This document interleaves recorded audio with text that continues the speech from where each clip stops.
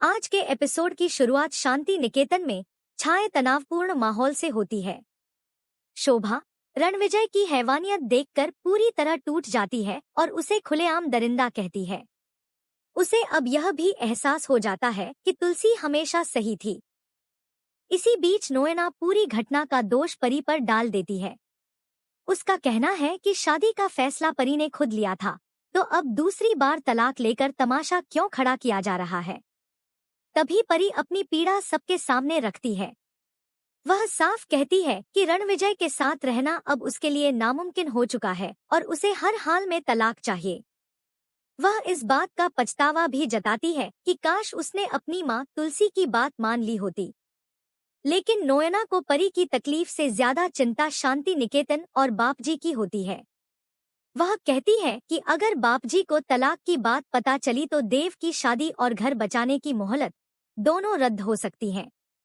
देव भी अपनी शादी टूटने के डर से घबरा जाता है, लेकिन इस बार मिहिर पूरी मजबूती से अपनी बेटी के साथ खड़ा नजर आता है।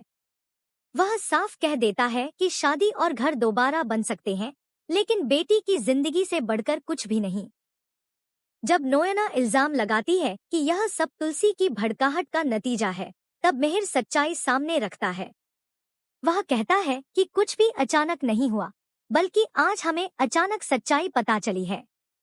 मिहिर अपनी नाकामी स्वीकार करता है कि वह एक पिता होने के नाते अपनी जिम्मेदारी निभा नहीं पाया। उसकी आंखों के सामने रणविजय उसकी बेटी पर अत्याचार करता रहा और उसे खबर तक नहीं हुई। गहरे पछतावे के साथ मिहिर कसम खाता है कि अब वह परी के साथ कुछ भी गलत नहीं होने देगा। वह पूरे परिवार के सामने ऐलान करता है कि अगर परी तलाक चाहती है तो वह उसे हर हाल में दिलाकर रहेगा और एक माँ होने के नाते तुलसी को उसकी मदद करने का पूरा अधिकार है।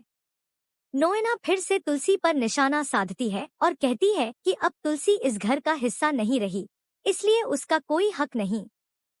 इसके बाद वह परी पर आरोप लगाते हुए कहती है कि रणविजय का हाथ उठाना गलत था, लेकिन परी ने भी उसे कम टॉर्चर नहीं किया।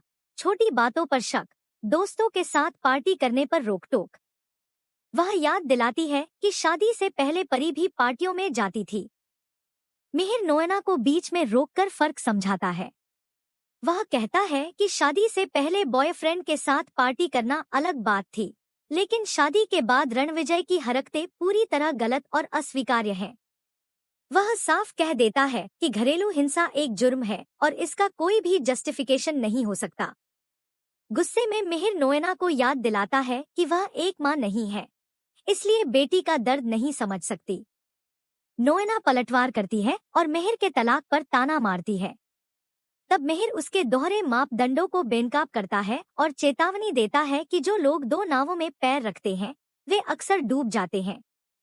इसके बाद वह परी के पास जाकर उसे पूरा समर्थन देता है और कहता है कि वह जो भी फैसला ले उसका पिता उसके साथ खड़ा है। यह सुनकर परी, शोभा और ऋतिक भावुक हो जाते हैं और मिहिर से लिपट जाते हैं।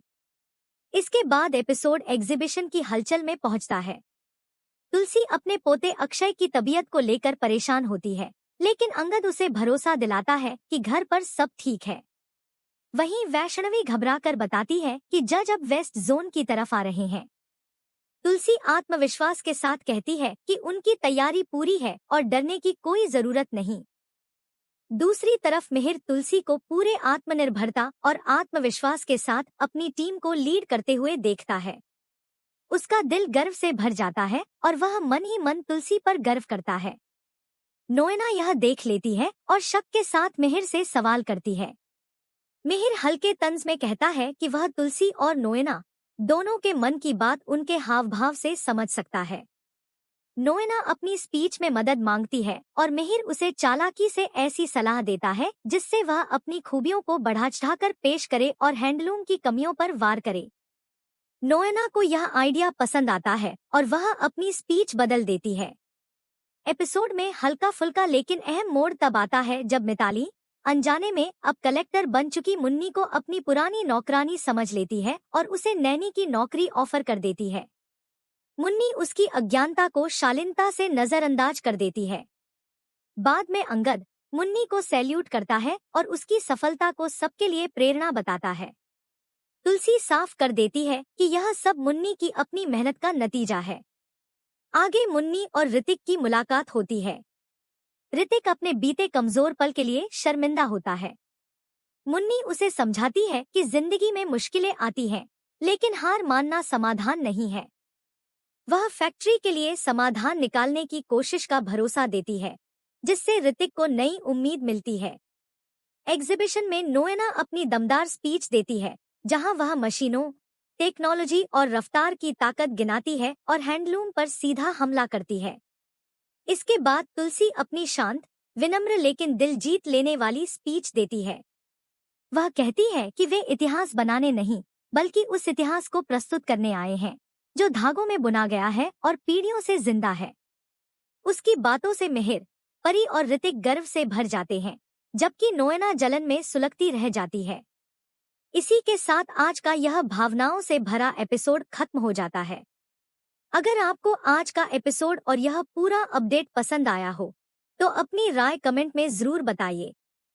बताइए, आप किसके साथ हैं, तुलसी या नोएना?